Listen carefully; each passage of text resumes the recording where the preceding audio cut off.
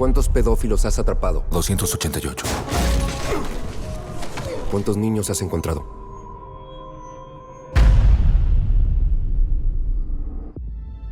Este es el crimen internacional con más rápido crecimiento que el mundo haya visto.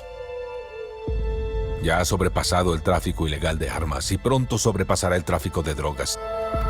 Porque solo se puede vender una bolsa de cocaína una vez. Pero un niño, de 5 a 10 veces al día. Los niños de Dios no están a la venta. En cuanto cierro los ojos, veo los rostros de esos niños. ¿Cuántos pedófilos has atrapado? 288. ¿Cuántos niños has encontrado?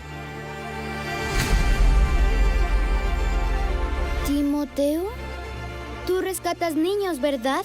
Quizá puedas ayudarme a encontrarla. Te lo prometo.